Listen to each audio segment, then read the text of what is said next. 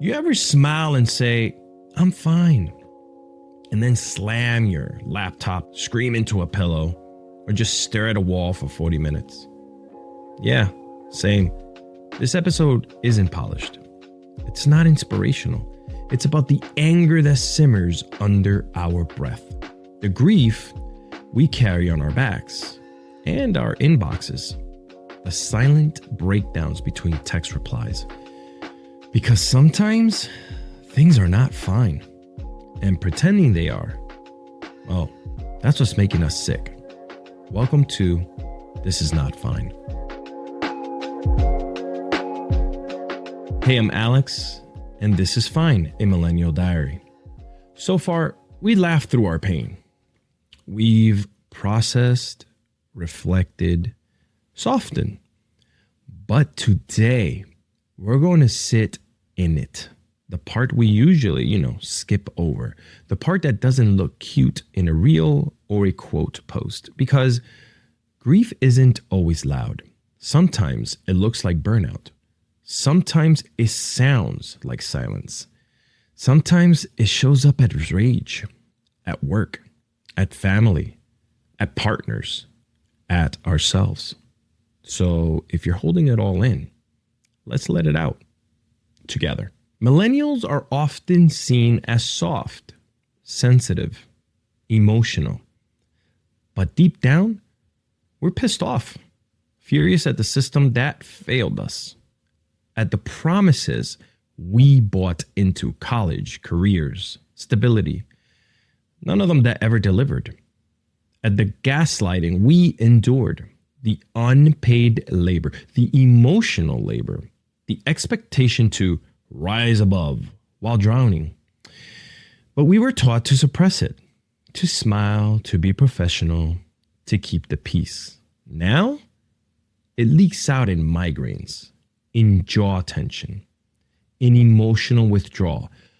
But that rage, it's valid. It's telling you something's not right. You're not crazy. You're carrying too much. Friends, we grieve a lot of things we don't name. Grieve the future we thought we'd have. The version of us that never got to exist. The friendships that faded. The safety we lost. The years we survived instead of lived. And grief doesn't always come with tears. Sometimes it's just numbness, detachment, apathy. Sometimes it's scrolling past the memory that used to light you up and feeling absolutely nothing. That's grief too. It doesn't mean you're broken. It means you're mourning something you didn't even realize was gone. We don't always break down in big ways.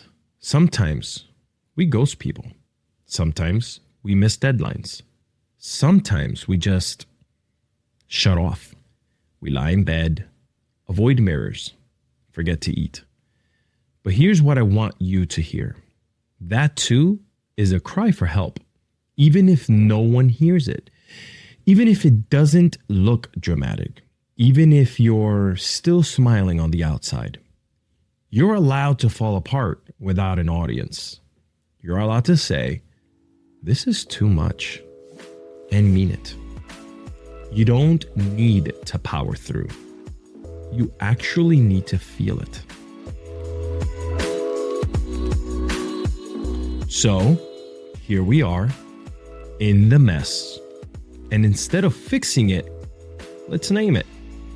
Let's normalize not being okay. Let's validate the rage, the grief, the meltdowns, because healing doesn't mean avoiding the hard stuff. It means moving through it without shame. Let yourself rage write in your notes app. Let yourself cry to a playlist. Let yourself cancel everything. This part isn't pretty, but it's powerful. Because when you finally stop pretending, that's when the real work begins. Not to become perfect, but to become real. Friends, this concludes our first journey here together on our diary. We close this chapter on volume 1 and we graduate over to volume 2, where all new chapters will be written. So what's next for us? What starts this brand new chapter on our next volume together? Well, let's get right into that. On our next episode, the strong friend's revenge, choosing softness, anger, and boundaries anyway. We'll talk about how to reclaim softness without feeling vulnerable, and how to let anger guide you without letting it define you. Until then, scream if you need to, cry if you can, cancel if you must. You're not too much. You're just finally feeling it. And this is not fine, but it's real. Follow me on all my social networks by heading over to alexiscardoza.com, and please subscribe, follow, and share right here on YouTube. Goodbye.